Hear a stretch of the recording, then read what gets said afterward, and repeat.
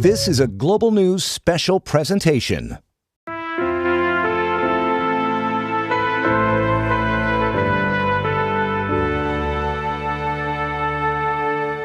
Across this country at cenotaphs and memorials, Canadians are taking time to pause and pay tribute and remember. We are bringing you the National Day of Remembrance from the National War Memorial in Ottawa. That's what you're looking at right there. Veterans and their families and loved ones have begun to gather on this crisp morning in the nation's capital. The sun is shining.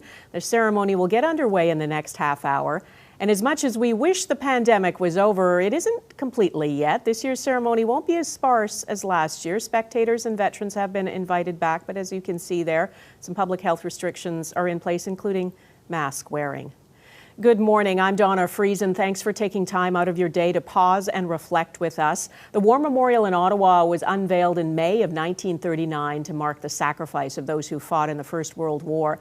And it was on the 11th hour of the 11th day of the 11th month that the guns fell silent in that war. And it's why we have this act of remembrance on November 11th every year. Earlier this morning, another ceremony took place at the National Aboriginal Veterans Monument in Ottawa to honor Indigenous veterans and those who died in the service of the country. Where we were equals on the battlefield, and today we will again stand shoulder to shoulder with our comrades in arms. Thousands of Indigenous people served with the Canadian Armed Forces in past conflicts, and they continue to serve today. They did not always get the respect and the recognition they deserve. We'll have more on that coming up in just a little bit. Right now, let's go to our Ottawa Bureau Chief, Mercedes Stevenson. Good morning, Mercedes. The sun's shining, not quite as cold as it is some years out there. and I know last year was such a departure from the norm because of COVID-19 and we were all locked down. Does it feel like the ceremony is mostly back to normal this year? It's definitely great to see so many more people able to attend this year, Donna. Still the crowd's thinner when I look around than they have been in previous years. That the Legion was able to say, yes, come down. As you can see, people are still in masks. There won't be the Veterans Parade, which we always enjoy because they don't want people marching too close together. And as you can imagine, for many of these veterans, especially the elderly, they could be tremendously vulnerable. So trying to protect them, but really nice for those who have served, especially after a tough year with what happened in Afghanistan with so many of the young veterans, for them to be able to actually come down here in person and gather and be together with each other too. Yeah, and Mercedes, one thing that is very unsettled this year is the leadership of the Canadian Armed Forces. After all the allegations of misconduct, including among senior leaders, General Wayne Eyre is now the acting chief of the Defence Staff. He's there this morning. I know you spoke with him.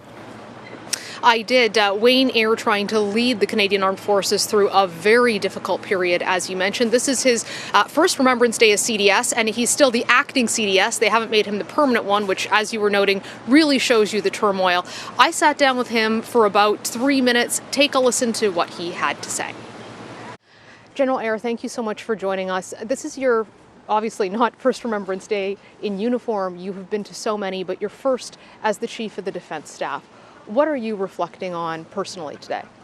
So today is a very personal day as I reflect on, service of my family members going back to the First World War, killed in action, another uncle killed in action in the Second World War. I think about the troops that I'd served with, Croatia and Medak Pocket, those that we lost there, and Afghanistan. I think about many of the 158 that we lost that I'd served with over my career or had the opportunity to meet their families or had some dealings with them. I think about the 10 that were killed under my command in 2007. This is a tremendously personal day to reflect on the nature of our service. And this is a hard day for many who've served in Afghanistan. The pullout there, watching what's happened. You obviously made tremendous service and sacrifice yourself there too. Can you tell us a little bit about what you're telling your troops and what you yourself are thinking about on this year after so many Canadians served and fell in Afghanistan and watching the very sad situation there? So we all ask ourselves, was it worth it? And that is a deeply personal question that I can't answer for everybody. But I can tell them to hold their heads high because they served with honor. They did what they were asked to do. They gave the people of Afghanistan time to make a difference. So I asked them that.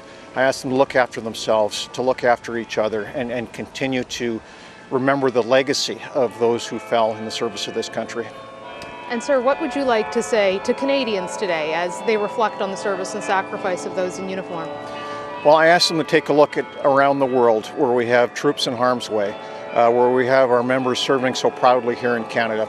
Yeah, we're going through a bit of a rough spot right now. Well, we're going to get through it because we have to, because the threat to this country is increasing, and our armed forces are going to be in increasingly high demand, so we have to be ready. We're going to make this institution the best it can be. General Eyre, thank you for your time and for your service. We appreciate it, sir. Well, thanks, Mercedes.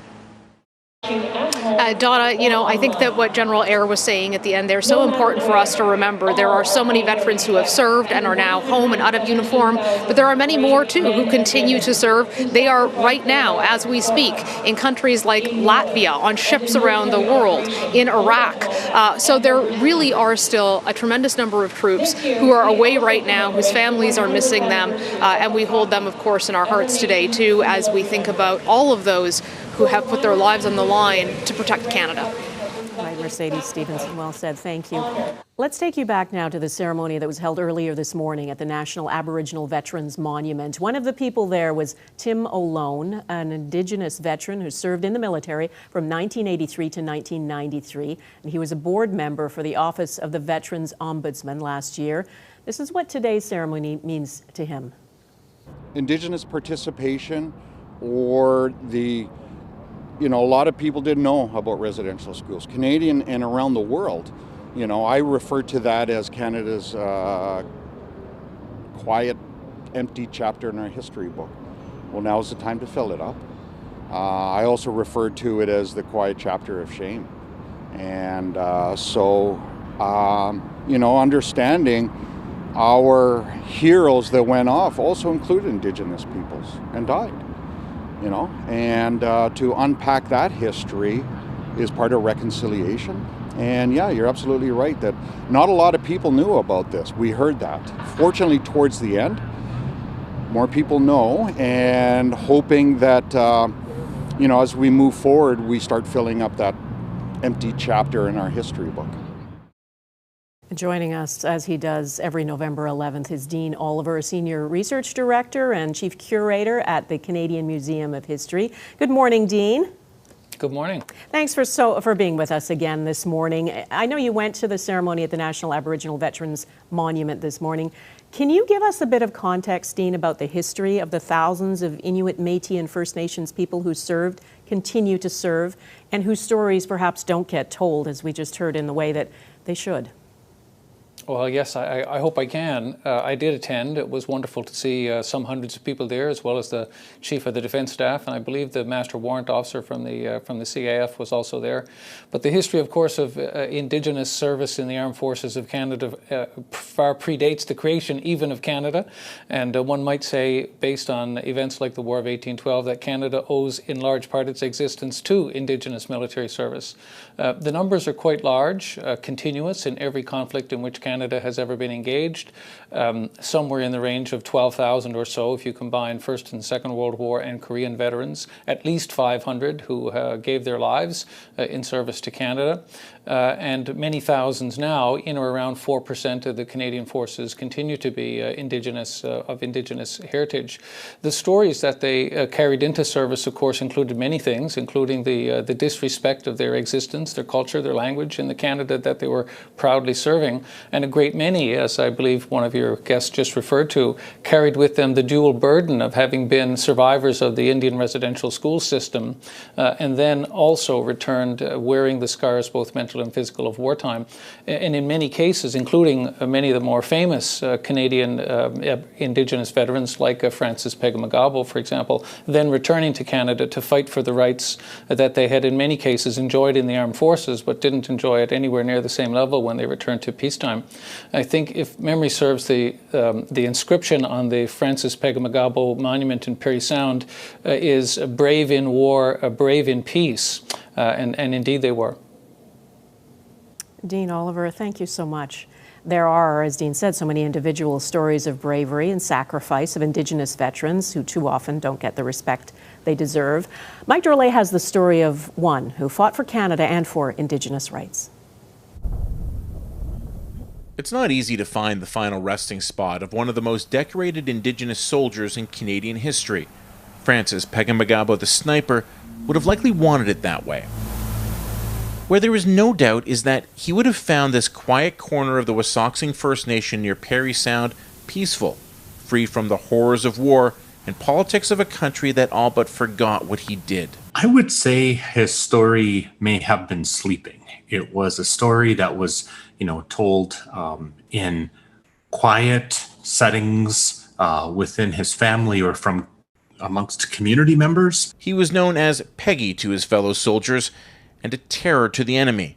During some of the most horrific battles of the First World War, Somme, Ypres, Passchendaele, he would sneak into no man's land and wait. His patience led him to being credited with 378 kills and over 300 enemy captured. And after 4 years on the front lines, he was discharged with $898.68 in pay. He was happy to return to the shores of Georgian Bay, but like most Indigenous veterans, he had hoped for a newfound respect. Instead, it was more of the same, poverty and persecution.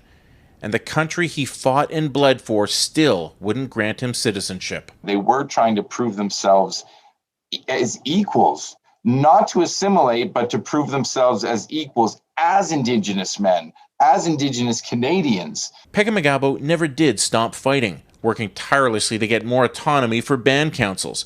Until he died in 1952, he dedicated his life fighting for Indigenous rights. Of course, he returned a decorated military hero, but it was that work he did at community levels, at organizational levels, at being a warrior for the rights, for the language, for the culture of his people.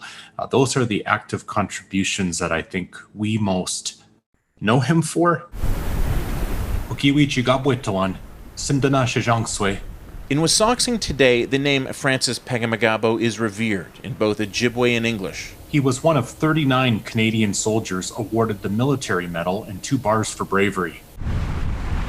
But it took until 2016 before he was immortalized in bronze, strong and defiant, on the shores of Georgian Bay. A hero given his due. Mike Dorley, Global News, Parry Sound, Ontario.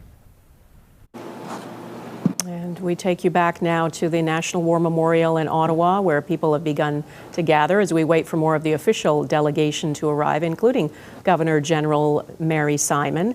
Let's go to our chief political correspondent, David Aiken. Good morning, David. I think you've been chatting to some people in the crowd there. What have you been hearing? Yeah, well, first of all, it's great to have a crowd, Dawn. I mean, that's the big difference between this year and last year. Last year, of course, in the midst of the pandemic, the Legion, which is the organizer of this event, asked people to stay away, and people did, out of respect for the safety of the participants, mostly veterans. But this year, the Legion has said, because the public health situation here in Ottawa has improved, and so the Legion has said, yes, please, come on down to the National War Memorial. And so, as you can see, we've got a very good crowd. Not as big as some years, but it's a substantial crowd. I'm joined here by Brad St. Croix. Brad has been sitting here for, well, not sitting, standing for half an hour or so. Brad, tell me why it was important for you to be here today. Yeah, it's important to me to come because, like you said, last year it was not open to the public. So it feels good to get back on the site of the National Memorial with the Tomb of the Unknown Soldier and be amongst the crowd again, and everyone here's here to remember for whatever personal reasons they may have. So it's always good to get here, talk to people, and see what they're doing here.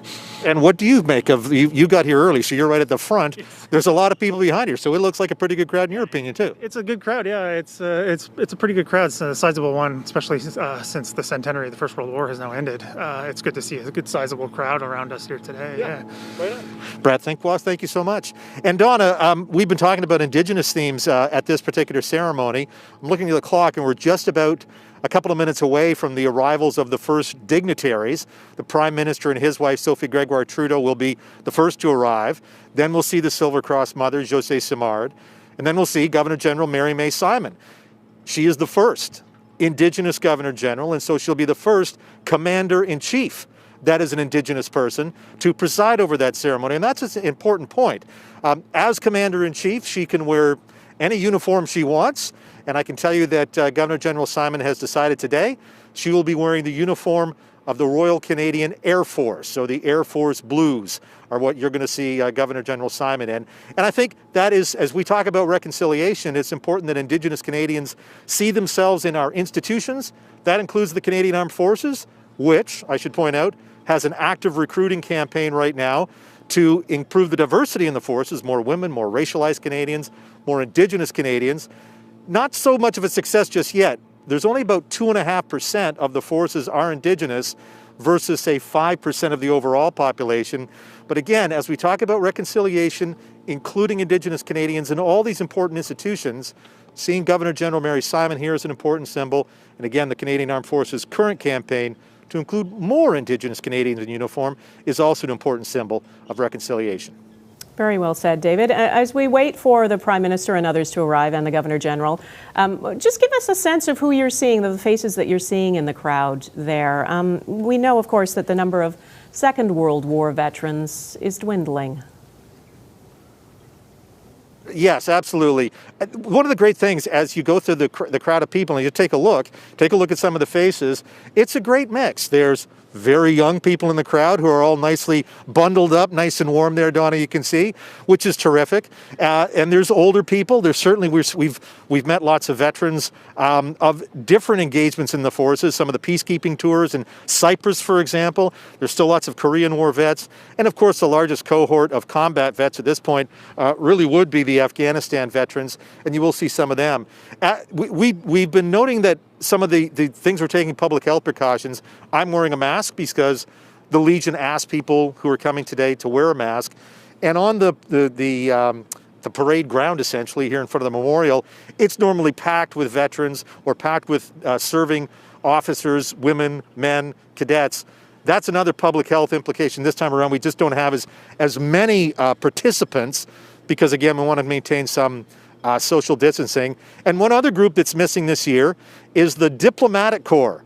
And I've always thought that's an important element for our ceremony. Ambassadors from all over the world come to this ceremony recognizing that Canadians have served in Europe, in Africa, in Asia. Canadians have served, sacrificed, and died.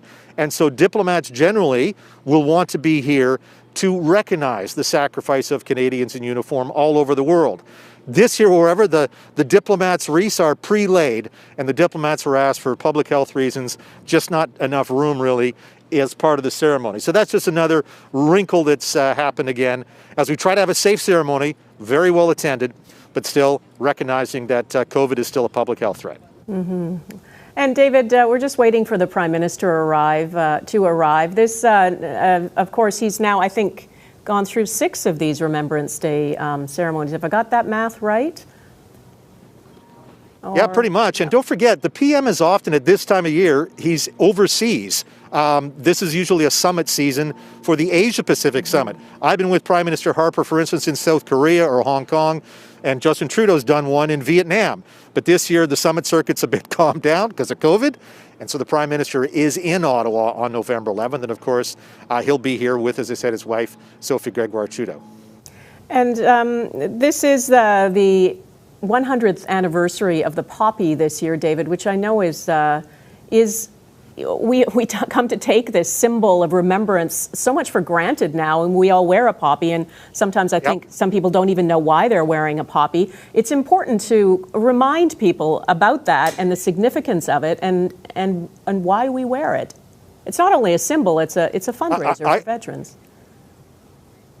Absolutely, Donna. I grew up in Guelph, Ontario, the home of John McCrae, who wrote that famous poem In Flanders Fields, Where the Poppies Grow, Row on Row. And really, that's the originator. As you watch today's ceremony, you're going to see the traditional prayers, blessings. There'll be a fly past of the CF-18s.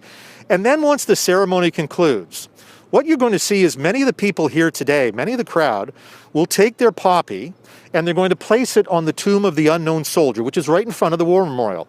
And for me, that is a moving moment when the people who have come here are connecting to veterans, connecting to their memories. And at the end of the lunch hour here, essentially the end of the day, the tomb of the unknown soldier will be covered in a blanket of red poppies.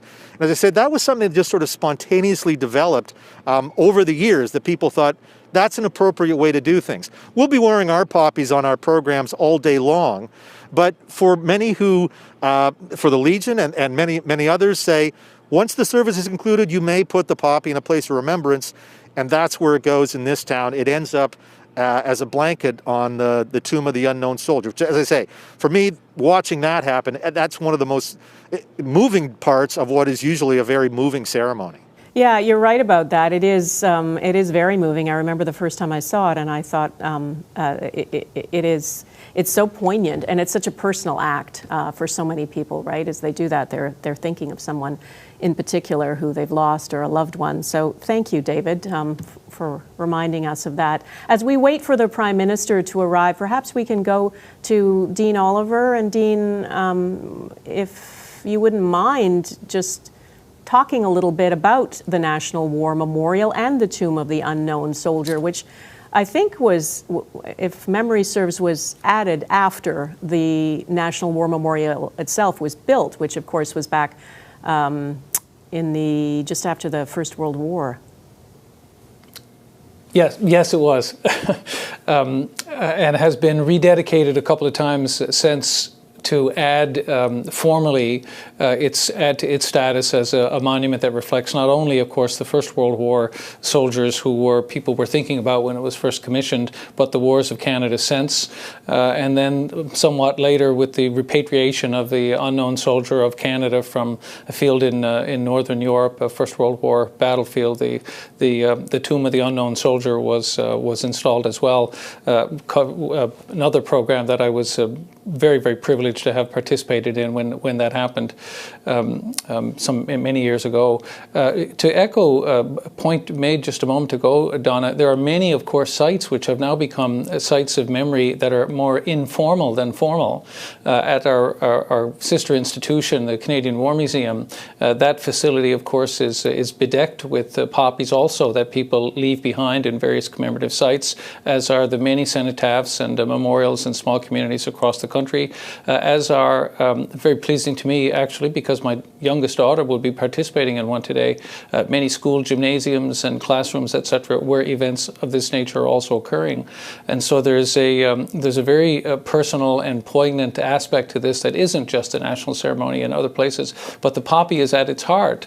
The result of not only Mr. McRae's poem, but also the work of Moira Michael, an American YMCA worker, and of course Anna Guerin, the so-called Poppy Lady, who convinced Canadian and British authorities to adopt it as a symbol, which happened, of course, in the early 1920s. All right. Dean Oliver, thank you so much. Let's go over to Mercedes Stevenson's now, who is not far from where the dignitaries are arriving. We're waiting for the Prime Minister and the Governor-General to arrive. And Mercedes, Canada's new Defence Minister, is also there this morning, Anita Anand. She's taken on a challenging role at this moment in history for the Canadian Forces. You had a chance to speak with her. In front of her as the military deals not only with increasing international threats, which we heard General Eyre mention as well, but also the concerns about threats within, and that's the sexual misconduct scandal that we've talked about. She has been put in to essentially lead cultural change of that institution. I spoke to her just before the ceremony started here about what her priorities are. Thank you so much for joining us, Minister Anand. This is your first year as the Minister of National Defence. What did you do personally to prepare yourself for today and for all of the troops who you'll be speaking with? Mercedes, every morning I say my prayers, and today I prayed for the soldiers, past and present, for the sacrifice that they made for our country and continue to make, especially as we battle COVID-19 and continue to draw on their service, whether it's in deploying vaccines or fighting forest fires or going into long-term care homes. We owe our soldiers a debt of gratitude. This has been a remarkably challenging year for the military, everything from sexual misconduct to the withdrawal from Afghanistan. Talking to veterans and those who are still in uniform, a lot of them are having a harder time this year than they felt in previous years. What's your message to them? My message to them is one of deep and enduring gratitude. I have been meeting with members of the Canadian Armed Forces, and I see every day the way in which they put service above self, when they put on their uniform and commit to the betterment of our country. And that is what I am thinking about today here at the War Memorial. And as you have taken over this new portfolio and thought about your priorities, I know you mentioned when you realized you might be the next defense minister, you started thinking in advance about what you wanted to do. What are your priorities as minister for the department and for the troops? One of the most important things to me and to our government is to ensure that we have an institution where everyone who serves feels protected and respected and safe. And so I am working very hard with my teams on ensuring that we have this rebuilding of confidence in the Canadian Armed Forces for the benefit of the members as well as our country at large. Minister, thank you so much for your time today. Thank you so much, Mercedes. I'm sure we'll talk again. You know, a lot of work for this minister cut out and for this government heading into this Remembrance Day. I know the Prime Minister's motorcade is just pulling up here, so we'll turn to that shortly. I saw it just drive past me. But there's a lot of work here, certainly for the military and for the government, on behalf of veterans and those who are still serving, to give them. Mercedes, thanks. Yes, there is the vehicle.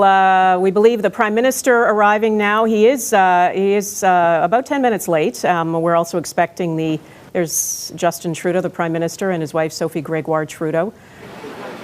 And shortly after that, we will see the Silver Cross Mother arrive, and then the Governor General. And we are expecting the service itself, beginning with the national anthem, to start very shortly. So there'll be a quick sequence of arrivals here. I don't think they want to postpone the start of the service itself. Dean Oliver, let's go back to you as we wait for the other arrivals, and perhaps you can remind us about what happens at the top of the clock at the 11th hour, the 11th day, the 11th month. Is why we do this at this time in Eastern Time in Canada. Beginning with the national anthem and then the 2 minutes of silence. We won't be talking through that, but perhaps you can just take us through what we can expect to see. Sure. There'll be about 7 minutes or so when no one will be talking. So as O Canada ends, you will hear the first strains of The Last Post, which signify loss and the ending of a military day. It's the rest in peace message. When that ends, you will not hear something, but what you'll not hear is the 2 minutes of silence, signified by the guns of the 30th Field Regiment, the Bytown Gunners. After that, at around 11:02, you will hear the Lament, played by the Canadian, I think it's the official lament of the Canadian Forces, which is the Flowers of the Forest, I believe, which is the, after the respectful 2 minutes of silence, the grief of loss that we feel for those who have fallen. And that will be followed at around 11:04 by the Rouse, which is the call to duty, a very poignant indication of our continuation to duty, even in the grief of our, in respect of the grief of our fallen. So it takes, the whole thing takes about 7 minutes, from about 10:58 or 10:59, the onset of O Canada, through to about 11:04, 11:05. And then that is quickly followed by some of the other very visual aspects of the event, including the fly past, the reading of the Acts of Remembrance, and so forth. All right. And we are running a little bit behind. I'm just saying that for viewers because we are approaching the time when we would be hearing O Canada. So I don't know if in past years, Dean, you have seen this service delayed. I have not. So we may be verging into that territory now. We're still waiting for the Governor General to arrive and for the Silver Cross Mother to arrive as well. Madame Josée Simard is arriving. There we are. Madame Simard of Les Méchins, Quebec, is the mother of the late Army Corporal Karine Blais. Karine died on April 13, 2009, when the armored vehicle she was traveling in struck a roadside bomb near Kandahar, Afghanistan. She was 2 weeks into her first tour of duty. Karine was a soldier in the Canadian Army. A member of the 12th Armored Regiment of Canada, she was serving with the 2nd Battalion of the Royal 22nd Regiment. Mesdames et Messieurs, la Mère nationale de la Croix d'Argent, Madame Josée Simard, fait son entrée. Madame Simard de Les Méchins au Québec est la mère de la regrettée caporale Karine Blais de l'armée canadienne. Karine Blais Karine the est décédée Canadian Armed le 13 Forces. avril 2009 Karine Blais lorsque le passed véhicule away blindé dans lequel April elle se 13, trouvait a 2009, percuté when une the armored bombe vehicle près in de la which she route, was près de hit a Kandahar, bomb en Afghanistan. next to the road C'était sa deuxième semaine de to sa Kandahar première in Afghanistan. affectation. It was her second week of her first tour Karine of était un duty. soldat au sein de l'armée Karine canadienne. was a soldier in the Canadian Army, member of the 12th Armored Regiment of Canada. She served in the 2nd Battalion of the 22nd Regiment.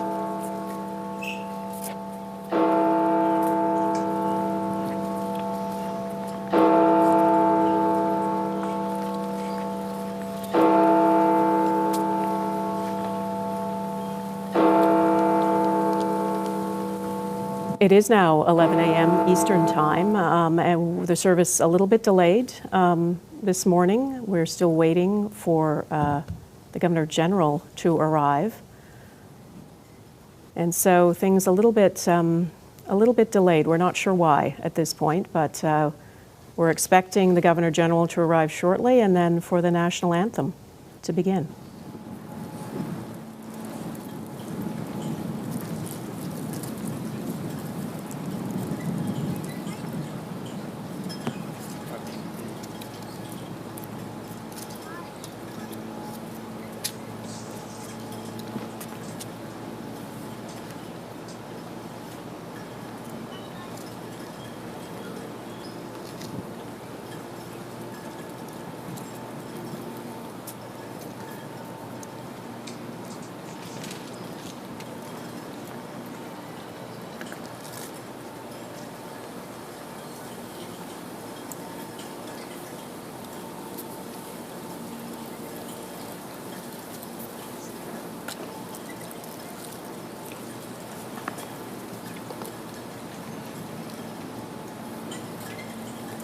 Ladies and gentlemen, arriving now is Her Excellency, the Right Honourable Mary May Simon, Governor-General of Canada.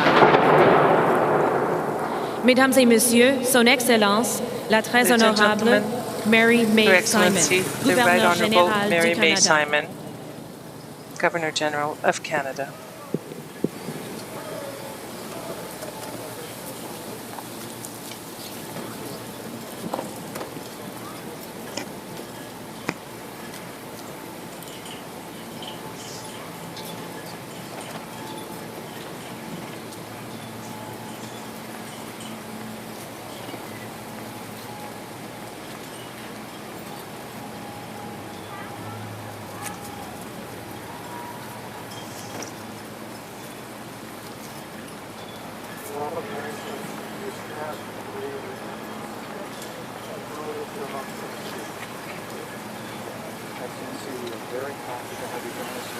So I just want to bring viewers up to speed. This is the Governor General, Mary May Simon, arriving. She has arrived after the formal ceremony has actually begun. Everything delayed by about 10 minutes. The Prime Minister arrived late, the Silver Cross Mother, and then the Governor General. So the 2 minutes of silence took place without the usual lead-up of the national anthem and, of course, the last post, which we traditionally hear, and that signals the beginning of the ceremony.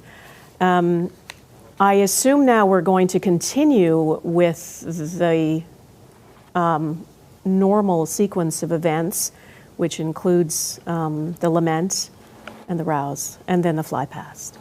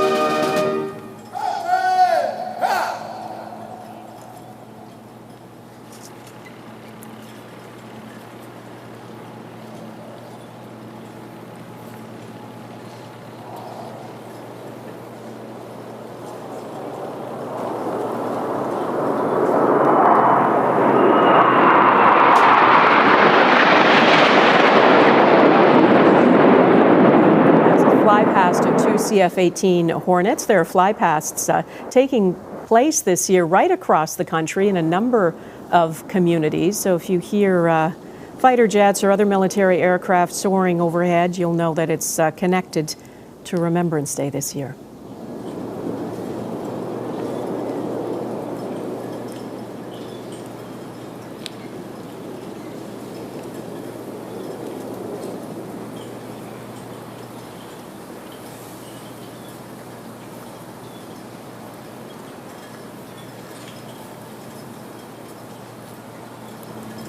Now, we're going to hear the reciting of the Act of Remembrance, which will be done in English and French and Michif. The final reciting of the Act of Remembrance will be by Paul Peary, an Aboriginal veteran, a member of the Métis Nation of Ontario.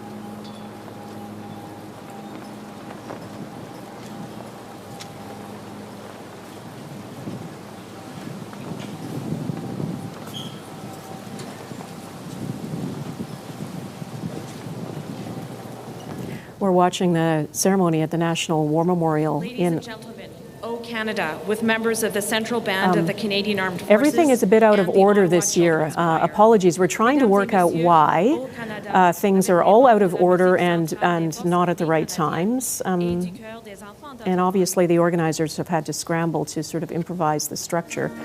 But here is the national anthem.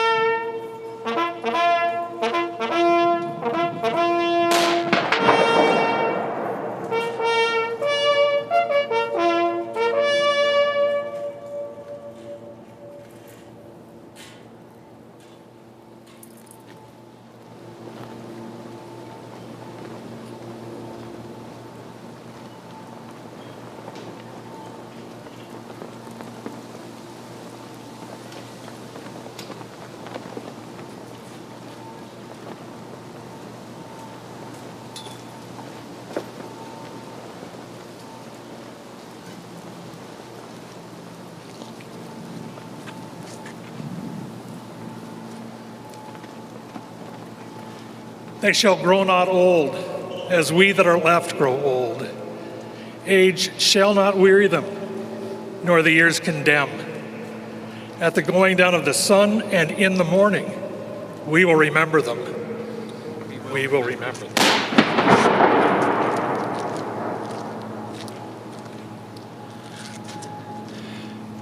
Ils ne vieilliront pas comme nous, qui leur avons survécu. As we Ils that ne are left connaîtront jamais grow old. l'outrage, ni le Age poids des shall not années. weary them, nor the Quand years viendra condemn. l'heure du crépuscule et celle At the going down of the sun nous and in the nous morning, souviendrons d'eux. we will remember them.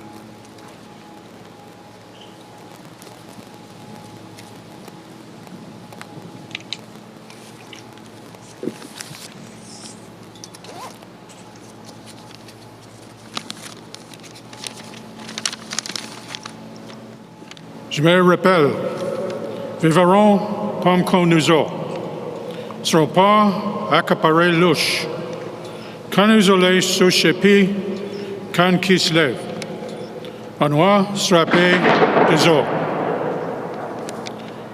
Y était, jour comme nous ont, y ont servi, sans penser aux eaux. Nous promettons que même s'il est un poste, nous porterons de flammes et puis jamais brûlées. Avoir toujours frappé 12 ans. We will always remember them.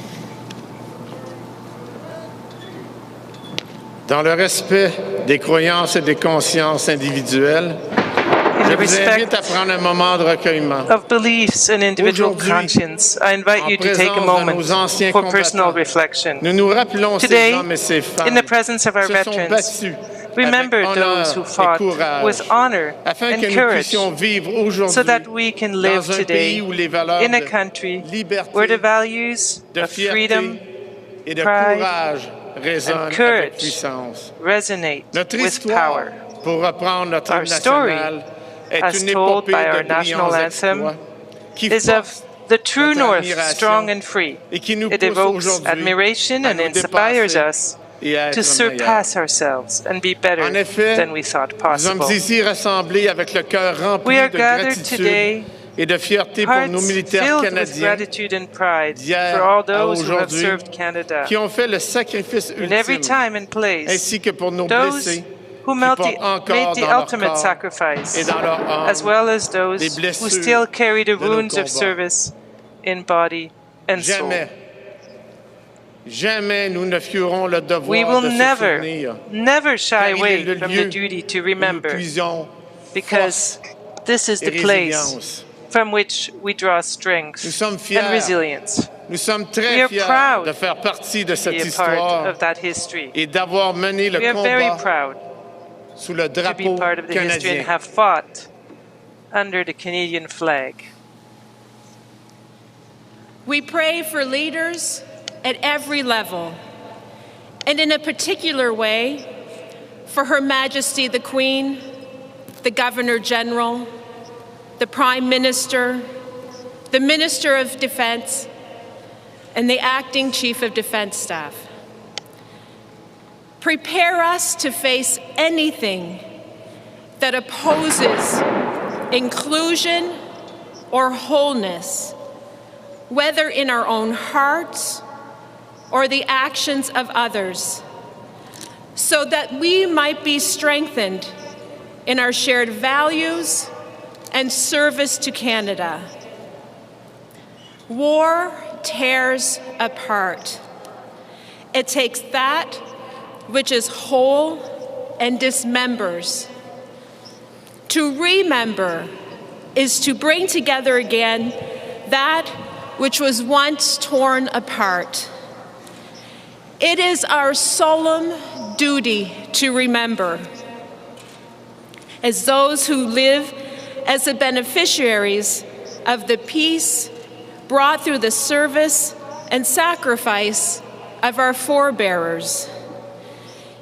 It is in so doing that we honor their legacy and participate in their noble work.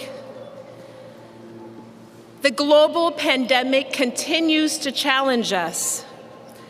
Each of us has gained a new appreciation for community, for those whom we hold dear, those whom we have not been able to see in person. Yet, we know there is still more to do. Each of us is called to look out for each other, to foster and encourage the common good that binds us together. May today's commemoration inspire us to work together for a better future. Amen.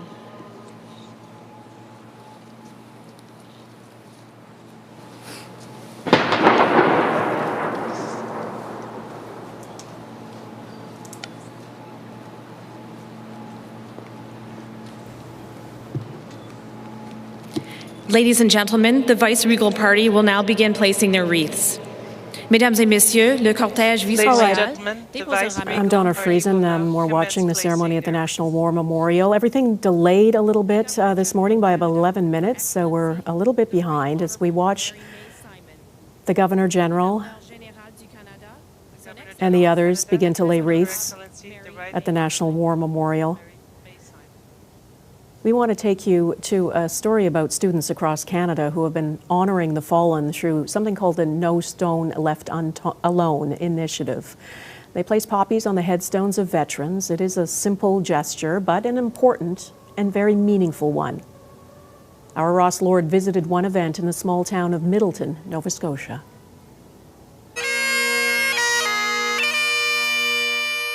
Their faces are covered, but their hearts are open. Students from Nova Scotia's Middleton Regional High School paying tribute to airmen who died during training missions in the Second World War at nearby CFB Greenwood. Greenwood had 56 crashes, but 65 men, Commonwealth men, were killed. And of those men, 24 are buried here. For many of these students, like Air Cadet Connor Aubuchon, laying poppies at headstones comes naturally. Albert J. Botcher, Royal Air Force. My family has been primarily infantry. Henley Maurice Albert William, pilot officer, navigator, Royal Air Force Volunteer Reserve. I was just kind of thinking about like the people that are under the earth and how they were so determined to just protect our country to the point where it cost them their life. These tributes are coordinated by the No Stone Left Alone Memorial Foundation, started by this Edmonton family. They lay poppies every year to honor family members who served in the military. Looking out at these vast amount of headstones, I wondered, why is it only our grandparents? Like, why do we stop here and we place it only on them? 10 years later, No Stone Left Alone has grown into a national symbol of gratitude. Pretty soon, word got out, and it continued to grow from there. And so this year, You know, it warms my heart. We have 100 communities, even during this COVID. Half the people these days don't even think about Remembrance Day anymore. They just think it's something that they have to sit through an hour long and just they don't get to go on their phones. But I think it's nice to respect and honor all the people who have sacrificed their lives, because we wouldn't be here today if it wasn't for them. Even a small gesture can have big meaning. Just ask relatives of Pilot Officer Trevor Pittock. He was training to be a navigator when his plane flew into a fog-shrouded hill in 1943. It's sort of connects me in a funny way. I mean, I don't know the students, I don't know who's doing it, but it is comforting to know that somebody is, you know, he's being remembered and somebody is making that connection. The venerable Poppy in capable new hands. Ross Lord, Global News, Middleton, Nova Scotia. The Minister of Veterans Affairs. We're taking you back to the ceremony at the National War Memorial. The wreaths now being laid by the dignitaries.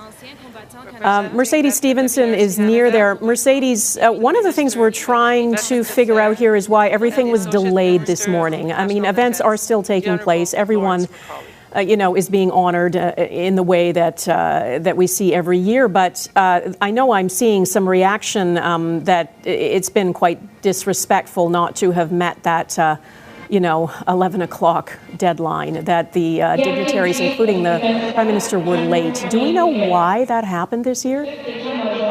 We don't know why, Donna, and it's a question we're looking into. What we're being told right now by one of the Prime Minister's aides is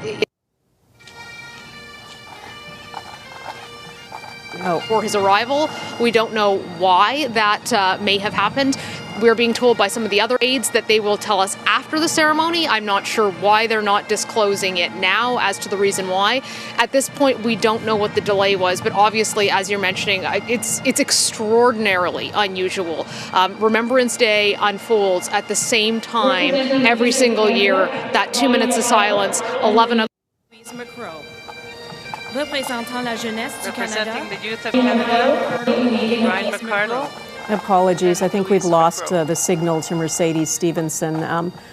As Mercedes was saying, these things, this is a planned event. It happens every year at exactly the same time. The sequence of events that take place is always the same. There's a very strict protocol that is put in place. I mean, it is run, it is a military event.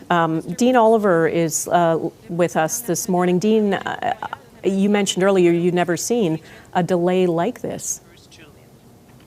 I have not. I think it's probably my 24th or maybe 25th event like this that I've covered over the years. And one, not knowing why there was a delay, one has to, I guess, in the vernacular, cut people some slack, but it is most unusual.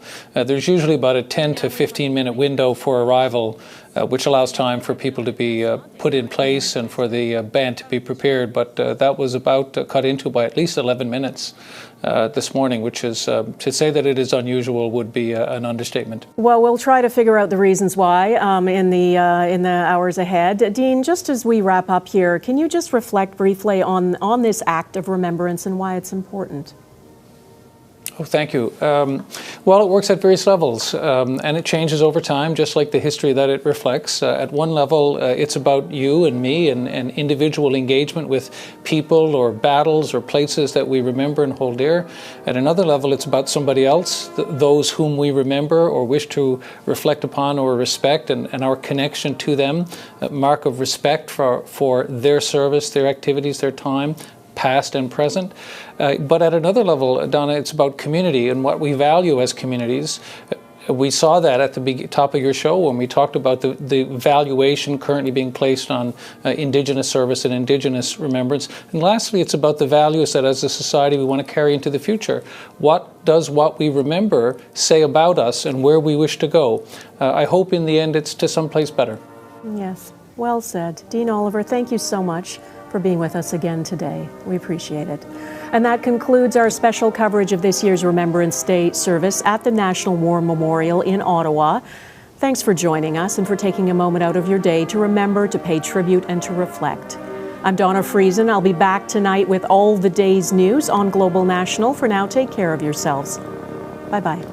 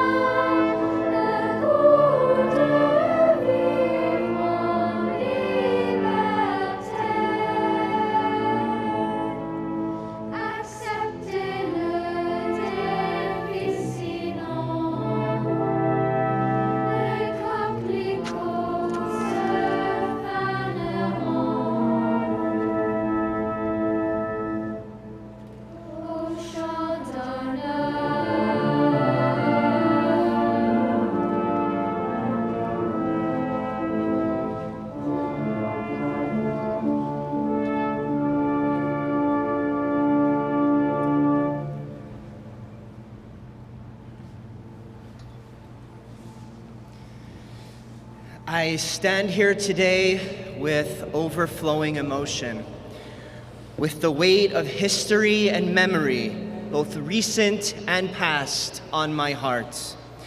Je suis ici aujourd'hui, portant sur moi le poids de l'histoire et le cœur rempli de souvenirs récents et moi. I stand here today accompanied by my grandfather, 95 years young, who proudly served our country in the Royal Canadian Navy during World War II, the younger brother and best friend of my late great-uncle, who also served in World War II and forever bore the scars of service, returning to Canada on Mother's Day, 1945, on a hospital ship, alive, but laden with the shrapnel that would painfully remain embedded in his body for the rest of his life.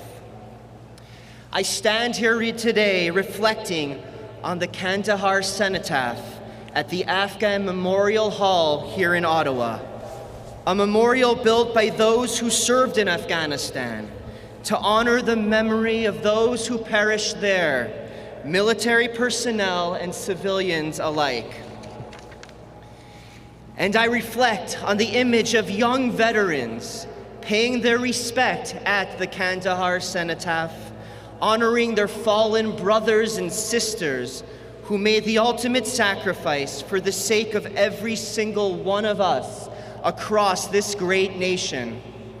I stand here today and reflect on these stories and the countless others they represent, symbols of our unwavering commitment to freedom and liberty in the face of tyranny. Nous sommes ensemble, unis par une immense reconnaissance envers nos anciens combattants, jeunes et moins jeunes. We stand together today with profound gratitude for the supreme sacrifice the most courageous and selfless among us have made in the effort to defend those values of freedom and liberty wherever and whenever they have been threatened. We stand together today with overflowing hearts as we recognize that this sacred sacrifice extends beyond our cherished veterans, to their families, to their loved ones, mothers and fathers, husbands, wives and life partners, children and siblings. We stand together today in humble recognition of the many who returned to Canada with body intact, but with deep, invisible wounds. We stand in tribute to our revered Canadian forces, both past and present, today and every day, for those who served in times of war and those who have stood on the front lines here at home, who have come to the aid of communities beset by crises and emergent needs, whether a pandemic, raging fires, or roiling floods. We stand here today knowing we enjoy the blessing of our true North, strong and free, in large part because of each and every one of you, our cherished Canadian Armed Forces. We stand together today to loudly declare, we stand with you. And as we stand together today, we reflect on the late, beloved Rabbi Bulka's last words of his last Remembrance Day benediction, November 11th, 2020. Let us continue to make Canada worthy of our veterans' ongoing dedication and sacrifice. A country defined by respect, harmony, inclusion, responsibility, and kindness to all. God bless our veterans. God bless our troops. God bless all those who stand on guard, all champions of peace, safety, security, and tranquility. God bless Canada. Amen.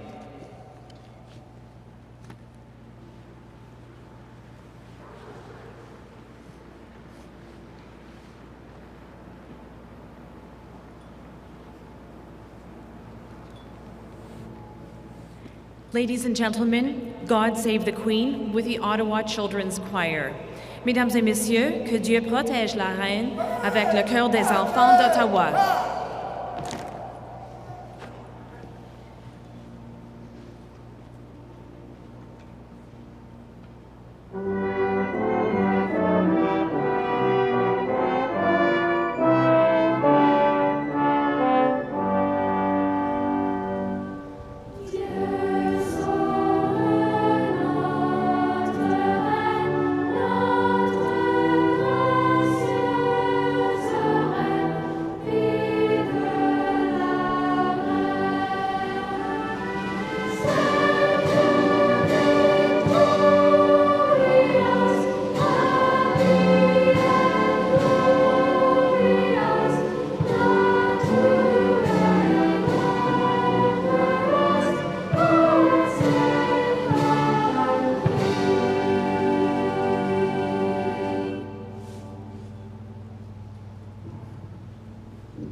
The Governor-General of Canada, Her Excellency, the Right Honourable Mary May Simon, will now receive the Vice-Regal Salute.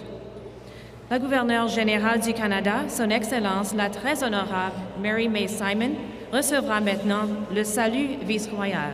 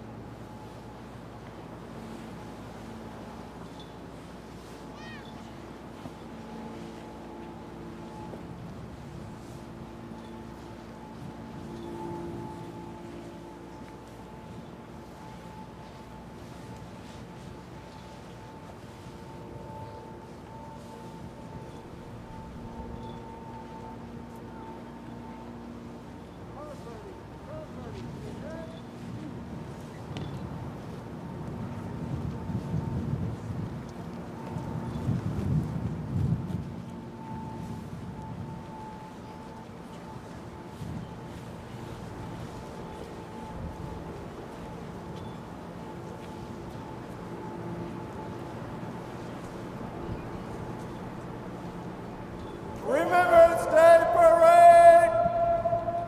Parade will march off in column of route. Right! Right!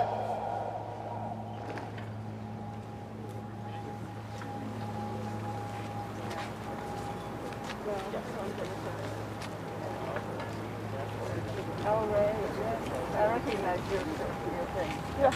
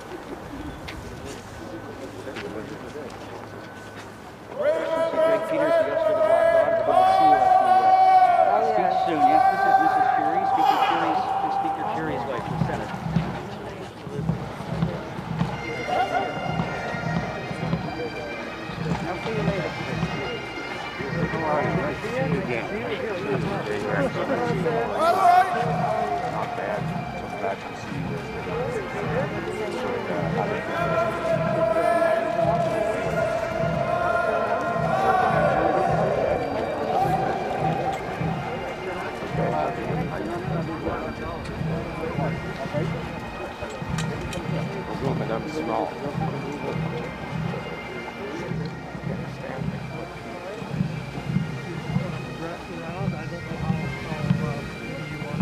But I'm sure they would all love to say a word or two.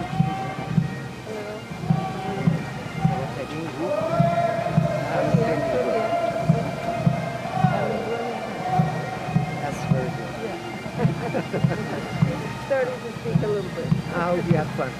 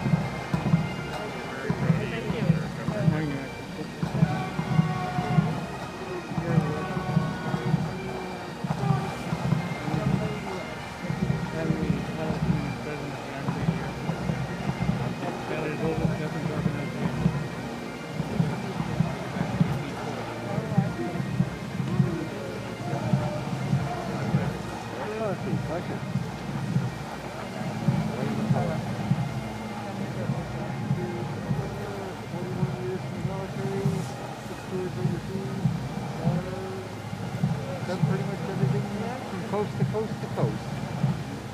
These people. Yes, they may. Madame. I can see your first name. Métis, yes. Yeah, Métis, okay. Can I show you something? We'll bring my father and my grandfather with us. Yeah, wow. My grandfather. Yes. He was the half-breed. Okay. That's my father's second one. Okay. So I bring him with me. Yes, yes, that's great. Yes. So I'm glad to see you guys. Yeah, thank you for you. Monsieur. Tell us about yourself. National Legal Council. Okay. I've been trying to do this for 50 years. Hello. The first people. What's your name? My name's David Anderson. Okay. Maybe poultry or almost 50 years. Okay. Thank you for being here. Nice to meet you. Today, man. How are you? You look great in your Air Force uniform. You look fantastic. Yeah. My name is Sammy. I'm a veteran of Iran, Rwanda, Kuwait, Bosnia, Central Africa, Afghanistan. 3 years in Italy. I'm an Army engineer. The gentleman that's standing up behind you. Okay. He's an Army engineer as well. So Okay. thank you very much for coming today. It's pleased to meet you as well. Is that right? That's fantastic. Well, is he? I would love to meet him. Yeah, he was for 36 years. And your name? It's great to see you here. The right uniform, too. Thank you very much Yeah, for very good thing. Greetings from the Blackwell Royal Highland Regiment of Canada. Thank you.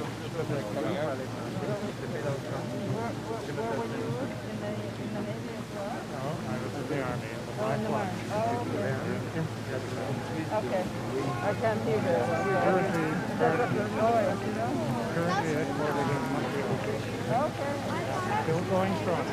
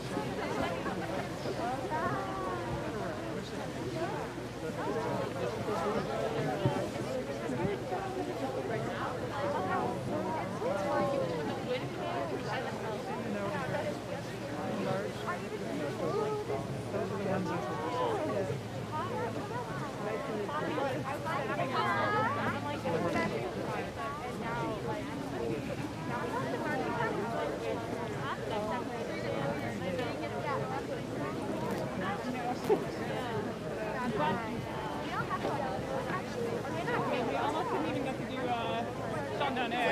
They were gonna cut it there. Yeah. And like right here.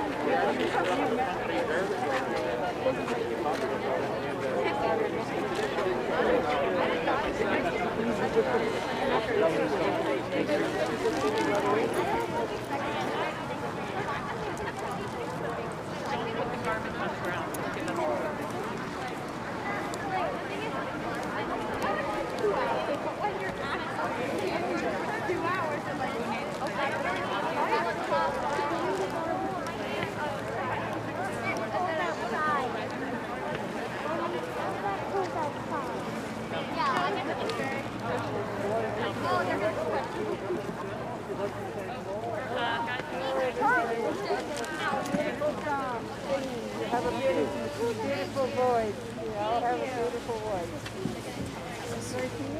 Yes. No, different school. How often do you get the families together? Ottawa and one practice tomorrow. Saturday. Can you stand with the phone? Sure.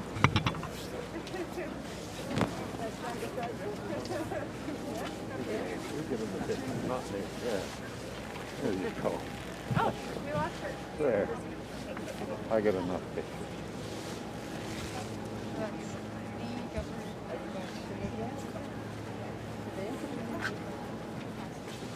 You don't know? Are you shy? Anybody warm? Yeah. Her poppy was poking her, so we took it off. Yeah.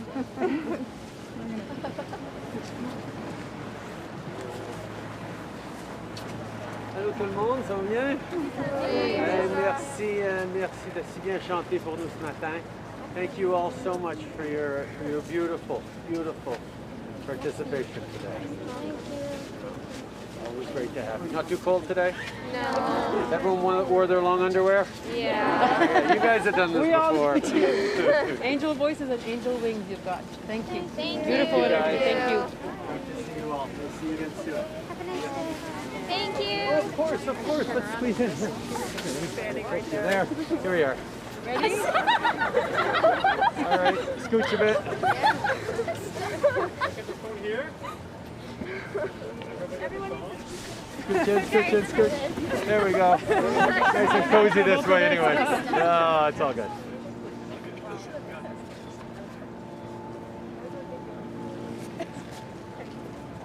All right, one more.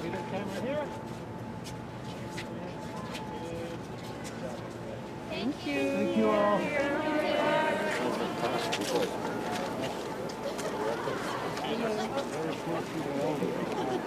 Oh, okay. What's your name, Bob?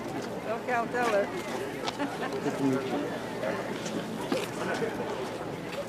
Watch this here as a trip hazard, so be careful.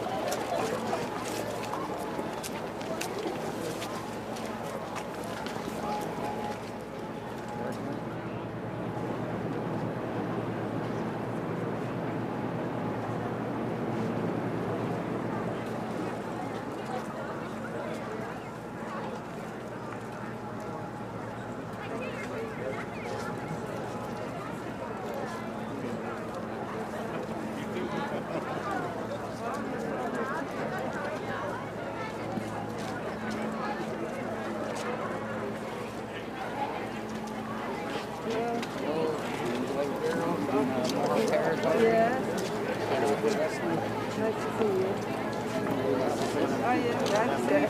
We've met before. Yes, when you go It's not raining today. No. It was raining pretty hard today. We were at the memorial. Yeah.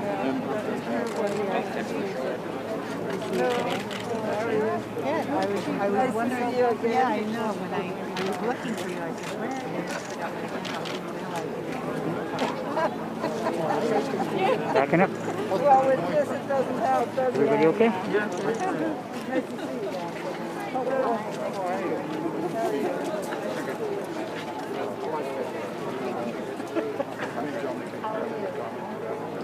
Okay. Je l'ai déjà. Ok. Okay.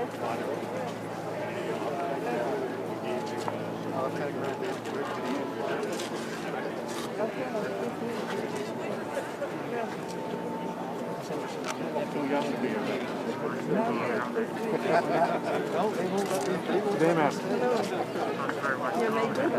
I am. Yes, and I recognize the bell. yeah, with the commissioner with the Métis Veterans Legacy Project. Oh, I'm glad to hear that. Hello. Hello, how are you? Hello. Good. What's the airport? Absolutely. I'm here with the 100% public servants, retired military. How are you? I'm great. Yourself? Pleased to meet you. Hello. Joel Hardman, member provincial parliament. Yeah. Really nice to meet you.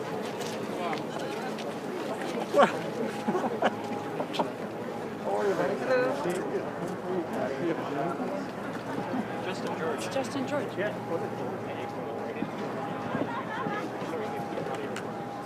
And that's it. Yeah.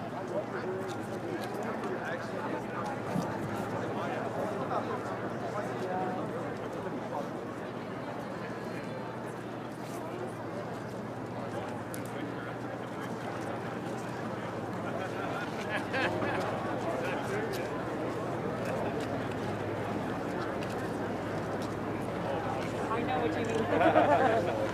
Very, very special. Of course. Yeah, very nice to see you. Hello, Prime Minister Trudeau. My name is Wendy Jobdo. I'm the director of the Algonquin Jigwapigan First Nation, and when I was 17 years old, I took to Algonquin. And I know. And my great grandfather, my sixth, was the early return to the NSND party for 12, and I had uncles and great uncles in World War I. My father and 6 of his brothers in World War II, then myself and my own son. So, it's nice to see you. I'm going to carry it. Great. I hope you can start. How are you doing? Doing well. Doing well. Good luck on your Heads down.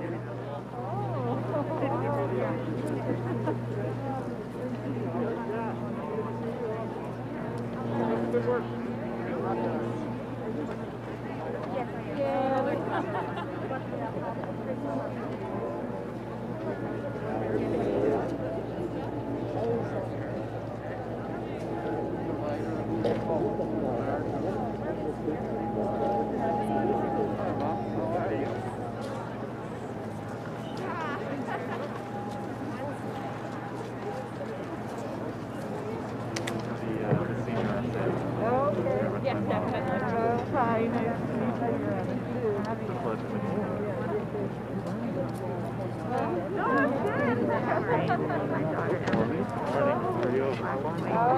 Oh, okay.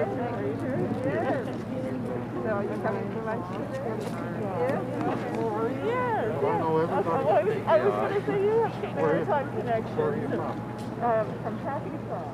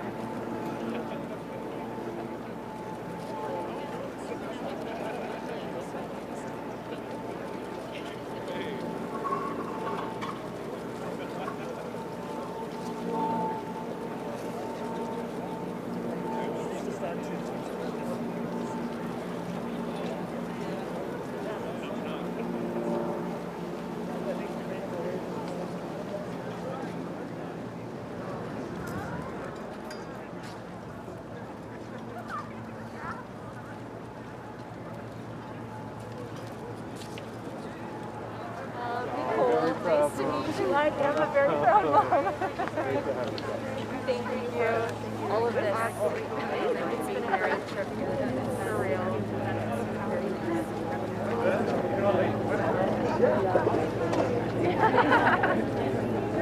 Nice to meet you.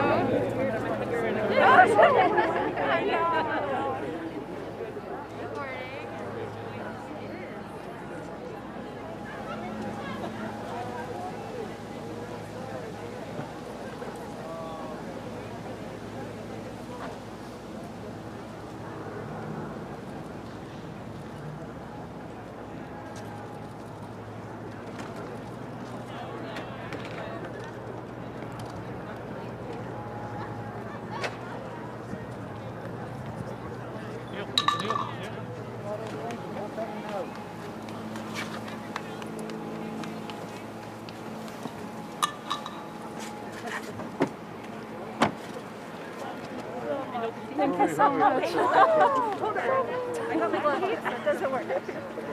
Police ID doesn't work either. It's supposed to. Actually, if you give the camera to Alex, they're going to be able to take it. Awesome. Thank you so much. Pretty good. Squeeze it. Squeeze it. Good.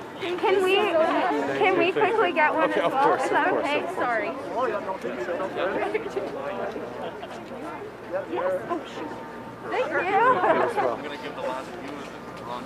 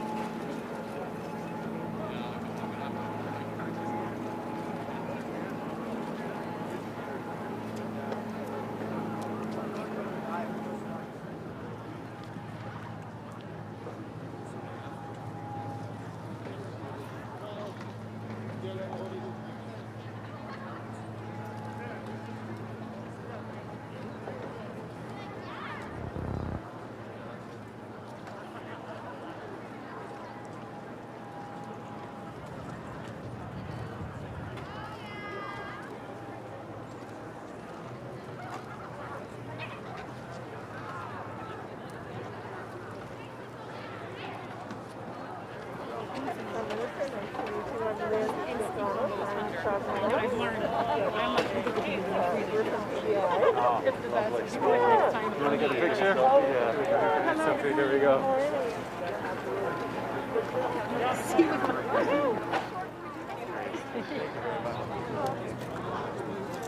Oh, okay. Sit back. And then we'll be able to... Oh, yeah, perfect. Perfect. That's great.